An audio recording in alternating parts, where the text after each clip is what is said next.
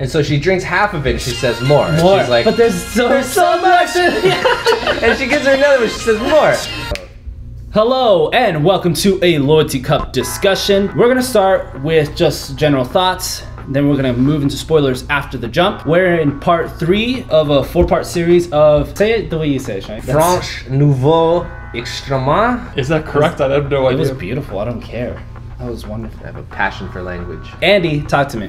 Frontiers is a 2007 French horror film associated with the new French extremity movement.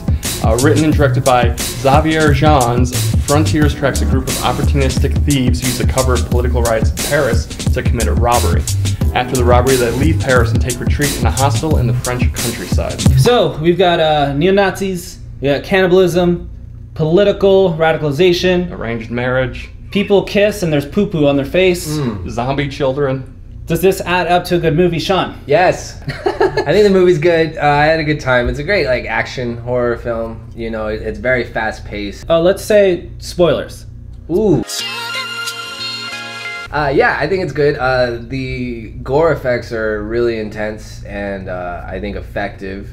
There's some good headshots, some good meat hooking, some good table sawing. The political stuff is disjointed for me. Maybe I just didn't follow it as well as I should have. I don't understand what's going on, the political climate in France. But I don't think it takes away from the movie. It just, for me, didn't add much to it. Yeah, I agree. I think when viewed through the lens of being a horror film, it's great. It's more fast-paced than a lot of movies that kind of drag on and take a while to get to the antagonist. Pretty quickly you realize there's some terrible things about to happen to these people when they get to that hostel. So yeah, it kind of cuts right to the chase, and it's a fun movie because of that. You know, this movie is super watchable. You have it on and the action's going, the plot clips along. So it was easy to watch through and through because of the action, because of some of the character work and some of the themes. It didn't add up to anything that felt particularly new or even interesting. Not something I could really recommend to somebody. There's one sequence that I really enjoyed, the tunnel sequence. I felt dread and horror in that moment, but outside of that, the movie just had a lot of silliness to it and poor filmmaking. So, Shonifer, I would like to hear from you. Why does this movie work? It mostly works. It mostly works because of the pace. The characters, they're taken out of their element. You know, they're real hard out in the streets of Paris. You know, they're able to disarm cops. They're street toughs.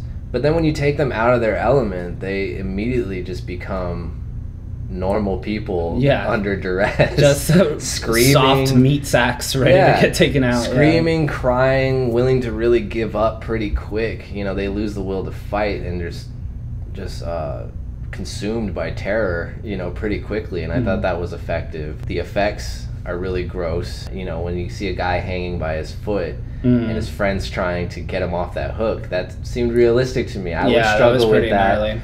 And then the tendon too. You see them. You feel the weight of the thickness of the tendon. You know, when it goes through it. And the hopelessness of trying to get your friend off of a hook and realizing you can't do it. And there's just a lot of hopelessness in this movie and despair that I think was effectively done. Did it relish for you guys too much in that torture? It felt at that point like, I don't know if I've ever actually called any movie torture porn. That felt like torture porny. Yeah. 100%.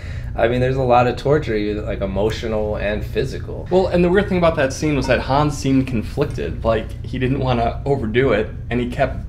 It looked like he had conflict whether or not to... Doubt, to let him out. And it was almost like he was just trying to steam the guy just enough so he wouldn't fight back. He knows what he has to do, and it's almost like autopilot. He's like, okay, I have an easy kill here. I can get this guy. And then he turns the steam on, and then when has to be made to stand there and watch the man die, that's when he's like, okay, you see some conflict there. And then he does open the door. He could just roast him and let him go, but he decides to let him out and basically put him out of his misery. Well, he's a butcher. He did it humanely. He shot him at the base of the neck, similar to how they kill cows and swines. And that lingering shot after he does it, I think, was effective, just to show him standing there over him, you know, not making the next move and just kind of taking in what he's done. And you see that with that character later on too, when he shoots his father. Just decided to do it and maybe kind of use it as an excuse to get both of them, but in the end get rid of his dad. See, what you're describing sounds like such an interesting scene. Thank you. What I watched was so cheesy. Because in that dinner scene, the music amps up and it's like something orchestral out of like at the end of a sports movie or something. The music kicks up really high and everyone's like, what do we do? What's going to happen? And the camera gets super jerky. It was super... You didn't like it? Yeah, it was really... It felt really cheesy is what it felt. But do you think that there's something to be said for those two things? Because I can kind of put that together in my head and enjoy it more because of it, and kind of take the shortcomings of the film as, you know, you can't maybe knock it out of the park every time, and maybe your ideas are larger than your technical ability. And that's an interesting question, because it's one that we kind of have from time to time, because it seems like I hate all these movies, which isn't true. I enjoy lots of things about these movies, and I think they're important in the place that they are. The way I've heard it described and that I've been kind of regurgitating is that some movies that are silly, dumb, actiony, super gory, they help me turn my brain off in such a way that I can just enjoy it, and I'm not thinking about the filmmaking, I'm not thinking about the acting, I'm just enjoying the movie. Sometimes it's hard to measure what it is that actually allows for me to do that. A lot of times it's just, you know, if I'm having fun with it, and I think up to that point there was nothing extravagantly engaging for me to start to do that. And so when the insane shaky cam starts to go on and the flashing transition effects are in there, I'm just like kind of rolling my eyes. Yeah, and I think that's a good point, because I'm not a big technical film watcher. You know, I go in for like the story first and what I'm seeing, you know, just show me what you got and I'll let a lot of stuff slide. But in this film, I was distracted by the filmmaking a lot. Like the initial shootout scene was way too just... The movement was making me sick and upset. And I just thought, well, this is awful. And the direction of the action was kind of silly. We talked a little bit about... There's this one moment where one of the characters is about to run away from the Hans character. And right there. And Hans has his finger on the trigger and he's looking right down at him. And it seems like that character has like a whole 5 seconds to compose himself, get up and start running. And Hans, instead of pivoting, now this seems like a nitpick, but it's just so glaringly obvious in the scene that he misses him. And then the next cut, you mentioned that he's like 100 yards away. Now, I did say that earlier when we were talking, but based on what I just said about Hans, do you think that was a conscious decision to miss? Oh, that's interesting now. I would say that. But this happens again earlier in the movie with Guts. The same exact thing happens. You have Tom and his friend. Tom's just had his hand blown off. His friend has just stabbed Carl in the back with some scissors, and he grabs Tom to run out. Getz is right there, and he just screams at them. And then the next scene is them running full speed out of the house. No one's on them.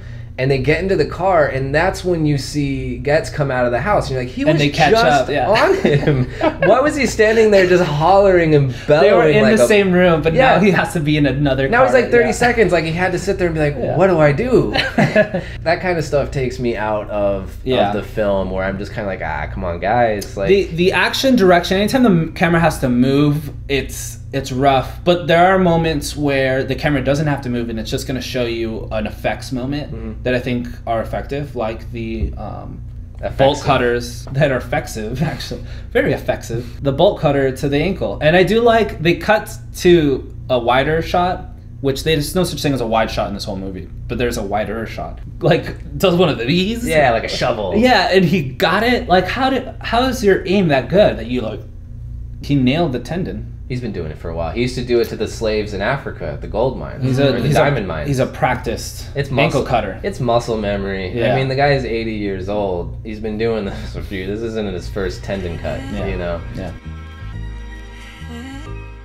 I think there's something to be said about the lacking technical aspect, because when the movie starts with all that footage of actual riots, it looks like news footage. And then it cuts to the people in the streets. It's so apparently different. And you would think they may make a more seamless transition to show that these characters potentially were part of those actual riots. But it cuts from news footage, which is often with a camera with an extreme zoom, so they're not part of it. And then it cuts right to them, like, hiding behind cars and stuff. And that switch really took me out of it. But I think similarly, it's like the lack of use of any kind of dynamic camera, like positive dynamic camera use, it that does hurt the film. I agree with that. What surprised me was, like, a little further in, that central relationship. It felt totally and completely unnecessary. And maybe central is saying a little much about it, but the Jasmine character with the Alex character, as far as you know in the beginning of the movie, is that he's just kind of organizing the heist. Mm-hmm.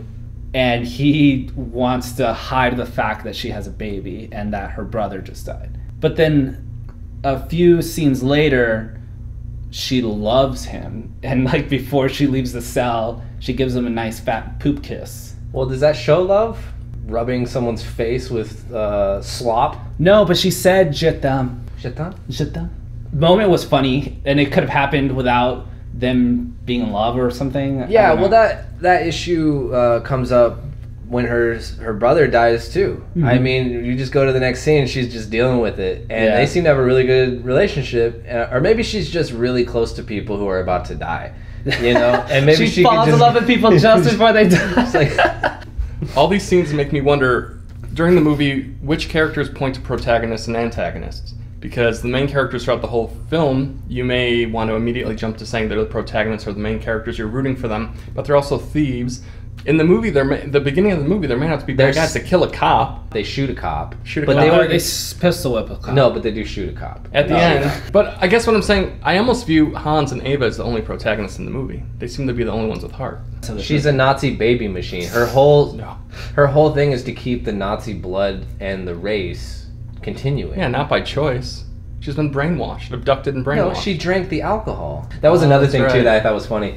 Is she gives her a cup of alcohol and says, "Drink this." And so she drinks half of it and she says more. And she's like, but there's so much. And she gives her another one, she says more.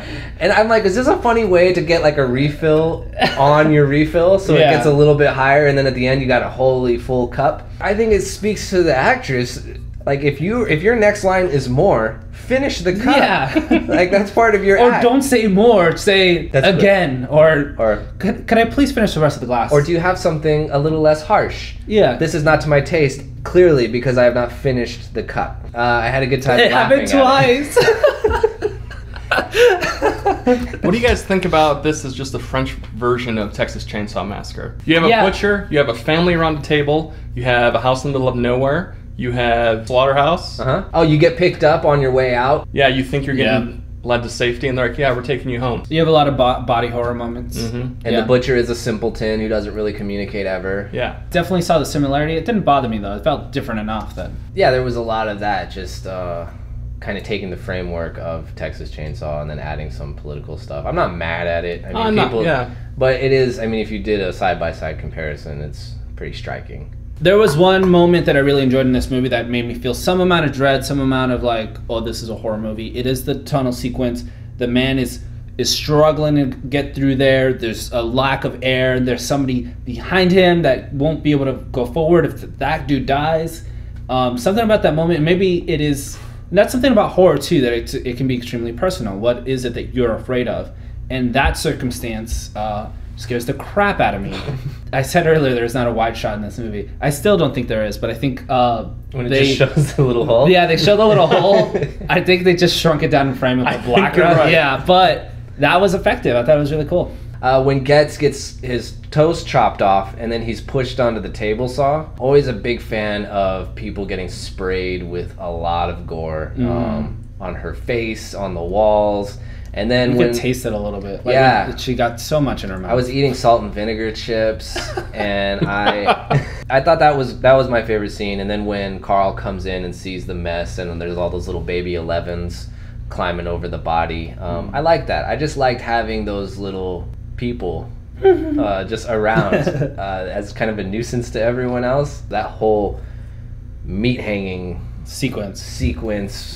It sounds like you guys had a lot more fun with this movie than I did. You guys have any final thoughts on this movie? Well, we're a couple fun boys. Yeah, we're looking for we're looking for thrills anywhere we can get. If you like fast-paced horror, this is for you. If you like babies and salt mines, this is your movie. If you like cannibalism, this is for you. If you like table saws going through people, might get a kick. If you like taking a big mouth chunk out of a neck, Yeah. For very obvious reasons, this fits into the new French extremity movement, right? It's got ultra violence. It's got 2007 visceral horror, Yeah. visceral horror. Tries to be a little bit more than a horror movie. Yeah, it touches on themes in a way, honestly, that I prefer over the last couple of movies. Though I think the Martyrs and High Tensions drives their thematic points home. Tries to a little harder. But to not much avail. There's more risk taking. I think they actually both fail in that risk taking.